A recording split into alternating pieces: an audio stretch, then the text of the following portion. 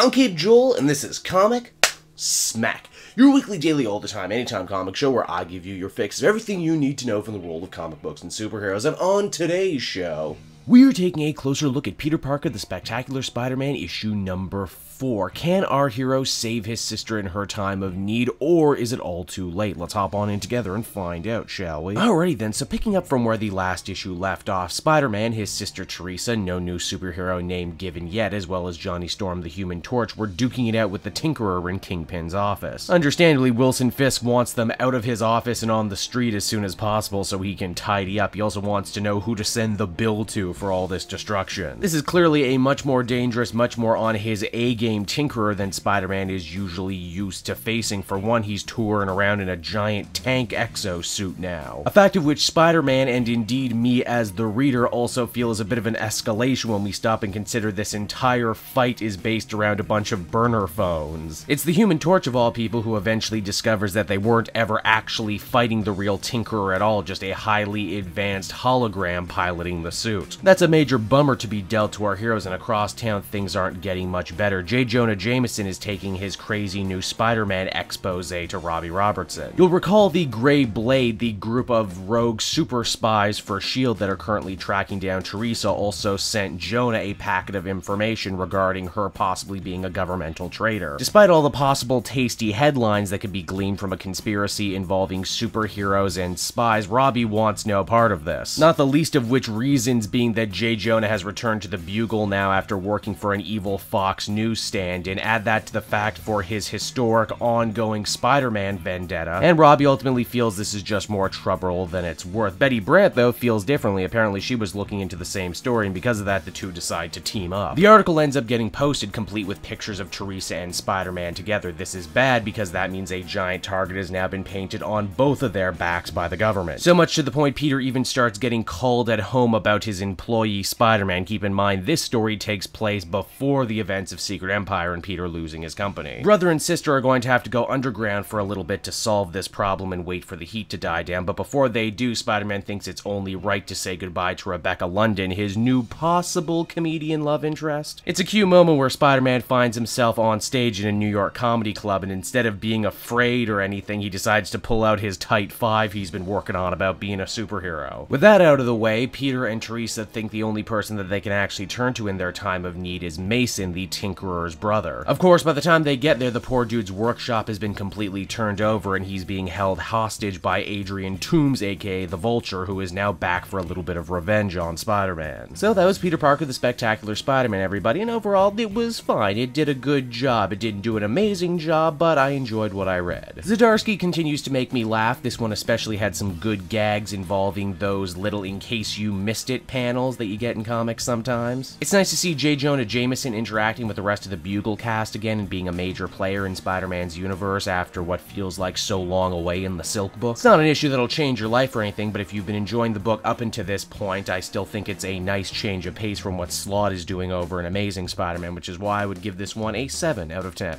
So that's another Spider-Man for the week, everybody. I hope you enjoyed it, and as always, why not check out some of these other videos I've worked on from the week? Then you can follow me on social media at Cape Joel, and if you want to show your own Cape Joel fandom, then why not head on over to my TeePublic store. The link's down in the description where you can pick up some Cape Joel and comic multiverse themed shirts. And until next time, everyone, this has been Cape Joel. Thank you so much for watching, and I'll see you all again later. Bye-bye.